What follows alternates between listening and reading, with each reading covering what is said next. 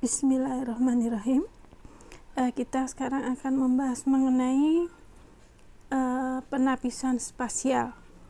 Pada dasarnya sama ya, seperti transformasi intensitas ya. Jadi yang kita lakukan adalah kalau citra digital itu kita lihat datanya sebagai matriks dua dimensi ya, di mana matriks tadi, angka-angka yang di dalamnya itu merepresentasikan intensitas dari satu piksel citra, atau kalau berwarna ya citra warna ya berarti memperlihatkan tiga pasangan nilai yang merupakan nilai untuk merah, biru ya, dan hijau ya. Itu kita ubah nilainya ya. Jadi masih merupakan operasi titik di sini. Nah, berbeda dengan yang minggu lalu kita bahas, di sini adalah kita akan menggunakan piksel-piksel ya, di sekitar piksel yang hendak kita ubah nilainya tadi ya, untuk menentukan atau mempengaruhi perubahan dari intensitas piksel yang hendak kita ubah. Sehingga proses yang kita lakukan di sini adalah operasi yang disebut dengan operasi ketetanggaan gitu ya. Jadi nilai-nilai di sekitar piksel yang hendak kita ubah itu nilainya akan mempengaruhi. Nah, beberapa contoh ketetanggaan misalkan ada 4 ketetanggaan seperti ini. Ini saya ambil dari referensi buku pengolahan citra oleh Abdul Qadir ya. Jadi nilai piksel yang di tengah ini, yang P ini, yang mau kita ubah nilainya ya di citra keluarannya, itu nilainya akan tergantung atau dipengaruhi oleh nilai-nilai piksel di sebelah kanannya, sebelah kirinya, sebelah atasnya maupun sebelah bawahnya. Nah, ukuran ketetanggaan itu bebas ya, tergantung dari orang yang ingin melakukan penapisan tadi. Nah, kalau yang di sebelah kiri sini ini adalah piksel atau operasi dengan 8 ketetanggaan. Kenapa 8? Karena ada 8 nilai piksel di sekitar P ya, piksel P ini yang nilainya akan mempengaruhi nilai P pada citra keluarannya ya. Nah, ini disebut sebagai 8 ketetanggaan, tapi kalau saya menggunakan buku Gonzales maka ketetanggaan ini disebut dengan ketetanggaan 5x5 gitu ya. Nah, agak berbeda tapi sebenarnya prinsipnya sama ya. Nah, kalau di Gonzales ya ini disebut sebagai 3x3 neighborhood gitu ya. Kemudian di buku Abdul Qadir dikatakan sebagai 8 ketetanggaan. Oke, istilah saja. Nah, seperti yang tadi bahwa ketetanggaan itu terserah ya, tergantung dari si programming atau si orang yang hendak melakukan penapisan tadi. Apakah boleh lebih dari 33? Boleh ya. Misalkan mau menggunakan 5x5 ya boleh ya. Oke, 7x7 silahkan gitu ya. Oke. Tapi yang biasanya terkecil digunakan untuk ketetanggaan pada spatial filtering ini adalah 3x3. Oke, jadi kalau kita lihat misalkan ini adalah citra masukannya dan ini adalah citra keluarannya atau citra hasil penapisan. Kita lihat ya, untuk piksel ya terletak pada posisi baris ke Y, kolom ke X di sini ya. Nah, nilai piksel yang ini itu tidak hanya ditentukan oleh nilai piksel F atas citra masukan di koordinat yang sama, tidak, tetapi dia dipengaruhi oleh tetangga sekitar dari F. Nah, itu yang dimaksud dengan operasi ketetanggaan. Oke, selanjutnya mengenai penapisan atau filtering ya. Filtering dengan filtering spasial itu sebenarnya tidak hanya dilakukan dengan satu macam saja. Nah, tapi yang paling sering digunakan adalah penapisan atau filtering dengan operasi konvolusi gitu ya. Nah, operasi konvolusi ini akan terkait dengan operasi lain yang disebut dengan korelasi ya. Jadi kalau nanti kalian belajar image processing lebih dalam ya, nanti kalian akan mengenal dua macam operasi ini. Yang pertama adalah korelasi, yang kedua adalah konvolusi. Bedanya apa? Bedanya hanya pada konvolusi itu filternya, kernel filternya itu diubah terlebih dahulu, diputar ya, diubah dengan diputar terlebih dahulu sebesar 180 derajat. Kalau korelasi kita tidak perlu melakukan pemutaran itu ya. Oke, nah mungkin kita akan mengingat kembali pelajaran di semester yang lalu ya. Ini kalau tidak salah sudah pernah ada di sistem linear ya, di sistem discrete. Kita akan melihat lagi mengenai korelasi dan konvolusi sinyal, tapi pada sinyal satu dimensi dulu. Oke, misalkan sinyal yang pertama adalah sinyal F, satu dimensi, nilai sinyalnya adalah 1100, kemudian yang kedua adalah sinyal W dengan nilai seperti ini, maka kita akan lihat perbandingan atau perbedaan antara operasi korelasi dan konvolusi adalah seperti ini. Oke. Operasi korelasi ya, dengan operasi korelasi yang kita lakukan apa? Yang kita lakukan adalah pertama, kita masking atau kita masking gitu ya. Jadi satu sinyal dengan sinyal yang lain seperti ini ya. Oke. Kemudian dari masking tadi itu kita lihat nilai yang overlapping atau yang berada pada posisi yang sama apa. Di sini posisi yang sama adalah pada F itu nilainya 1, pada W itu nilainya 4. Maka hasil korelasinya adalah pada posisi tadi itu nilainya adalah 4 ya. Jadi 4 kali 1 gitu ya. Kemudian selanjutnya ya, ini sudah merupakan nilai keluaran ya, sinyal keluarannya, tapi baru hanya pada satu posisi. Selanjutnya apa? Selanjutnya kita mencari posisi yang lain dari sinyal keluaran, itu kita geser terlebih dahulu ya. Salah satu fungsinya ya di sini yang kita geser adalah W, dan W ini yang kemudian akan digeser terus ya. Oke. Kemudian ketika kita geser, kita masking lagi. Nah, kita lihat mana sih yang overlapping posisinya. Nah, di sini yang overlapping adalah pada sinyal F-nya 1 dan 1, kemudian pada sinyal G-nya 2 dan 4 ya, dengan posisi seperti itu.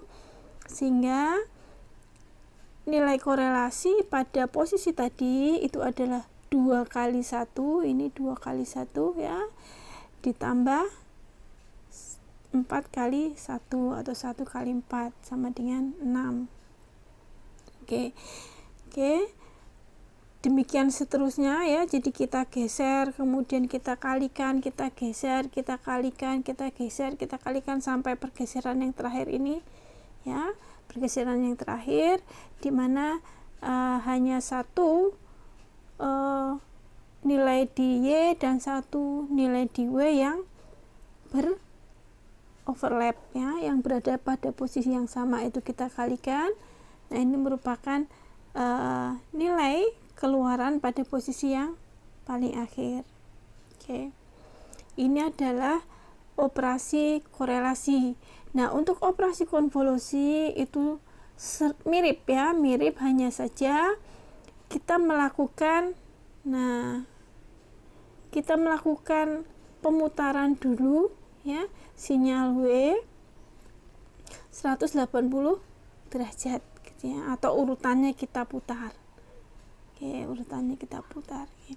Sehingga kita dapatkan hasil, ini hasil korelasi, ini hasil konvolusi. Ini harusnya konvolusi ya, hasil konvolusi. Kita lihat operasinya hanya berbeda dalam hal sinyal W diputar 180 derajat atau tidak.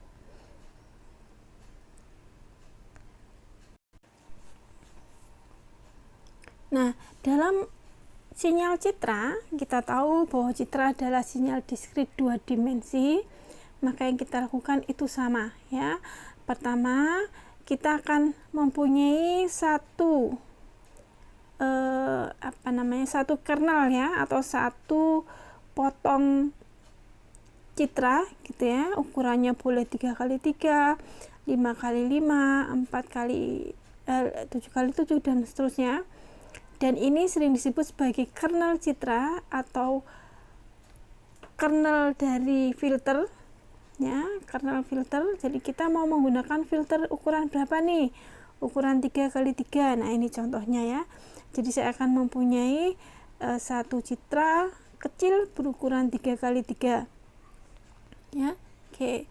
Nah, prosesnya sama seperti tadi. Yang kita lakukan adalah kita menggeser, kemudian kita mengalihkan piksel-piksel yang overlapping, kita geser lagi, kita kalikan piksel yang overlapping dan seterusnya. Oke ya. Jadi di sini contoh misalkan saya mempunyai kernel filter ya, kernel talvis seperti ini, citra 3x3 ya, dengan nilai seperti itu. Citra ini yang saya hendak gunakan untuk melakukan filtering citra asal di sini atau penapisan. Apa yang kita lakukan ya? Yang kita lakukan adalah saya akan mengambil citra kecil ini lalu menumpangkan pada citra yang hendak kita tapis ya, kemudian mencari mana yang overlap dan kemudian kita kalikan piksel-piksel yang overlap. Nah, contoh di sini ya, contoh di sini. Oke, ini tapisnya ya, kemudian ini adalah potongan dari citra, jadi saya ambil potongan yang sama besarnya. Kemudian kalau saya mengambil filter ini, kemudian saya letakkan dengan posisi seperti ini ya, perhatikan, maka bagian tengah dari filter adalah bertepatan dengan posisi citra dengan intensitas 68, maka nilai 68 pada citra masukan tadi akan berubah nilainya pada citra keluaran ya, yang kita hitung dengan rumus seperti ini ya. Oke, jadi ini misalkan ya, kita letakkannya di ujung sini ya, jadi dengan di tepi kiri. Maka yang kita lakukan, kita melihat filter-filter nilai-nilai piksel yang berimpitan ya, yang berimpitan. Oke, nah di sini kita melakukan operasi konvolusi bukan korelasi, maka tapis filternya sebelum kita masking ke citra masukan itu kita lakukan pemutaran sebesar 180 derajat ya. Jadi kalau kita lakukan pemutaran, maka mask yang akan kita tempatkan pada citra masukan adalah berubah menjadi yang ini ya, ini kita pindahkan 180 derajat, kita putar, jadi ini jadi 1, ini justru jadi min 1 gitu ya, kemudian ini 1, ini jadi min 1, kemudian ini 2, ini menjadi min 2 ya, kemudian ini 0 ya. Nah, ini adalah hasil pemutaran kernel filter ya, yang di tengah tentu saja tetap gitu ya. Nah, hasil pemutaran inilah yang kemudian kita akan letakkan di citra masukan ya. Kita akan letakkan di citra masukan, ditumpangkan ya, sehingga kalau misalkan saya menumpangkan dengan posisi yang di garis tebal hijau ini, maka tapisnya atau kernel filternya akan bersesuaian dengan ini 0 gitu ya, kemudian ini 2, ini min 2 gitu ya, kemudian ini 1, ini 0, ini min 1, kemudian ini 1, ini 0,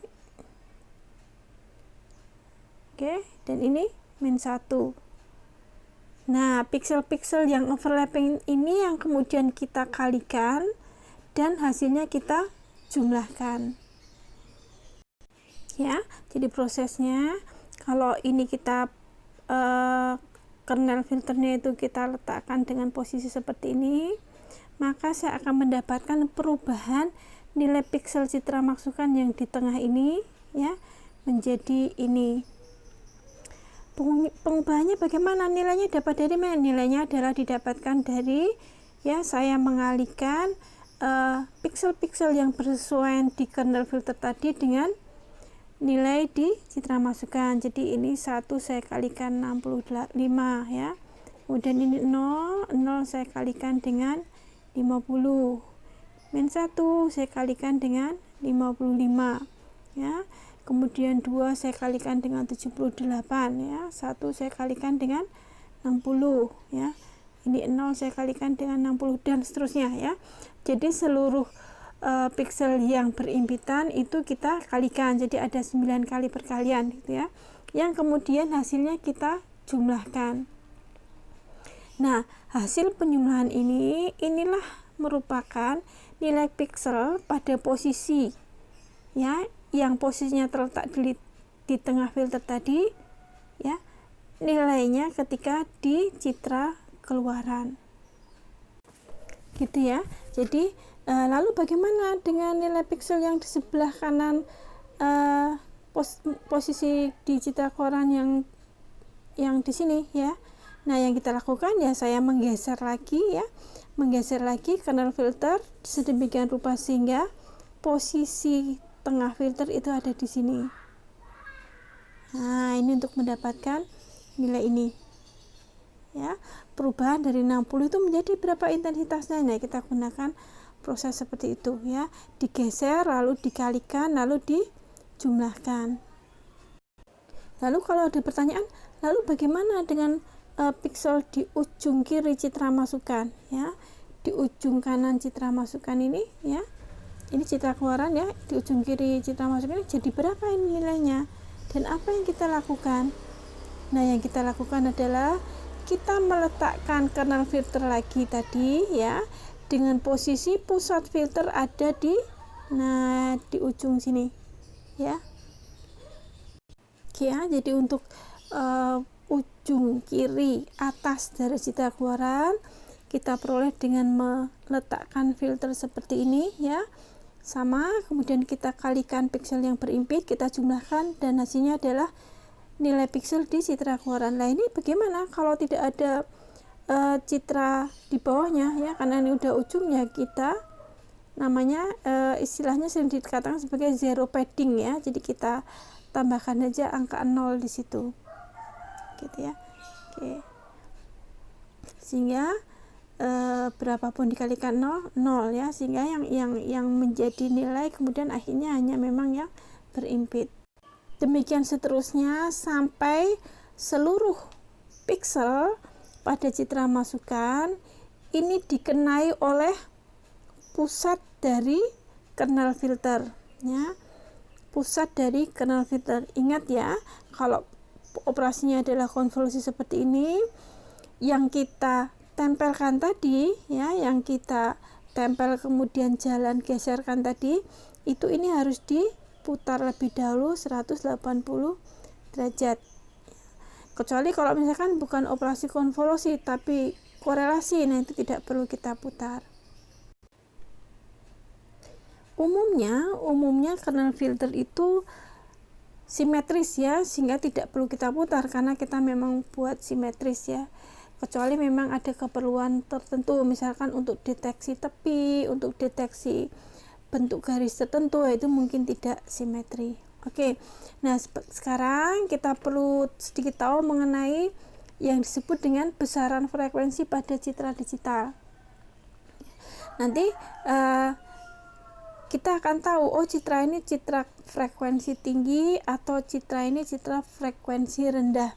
Ya, sama ya seperti sinyal-sinyal yang lain, sinyal 1 dimensi, pada sinyal 2 dimensi ini juga ada besaran yang disebut dengan frekuensi.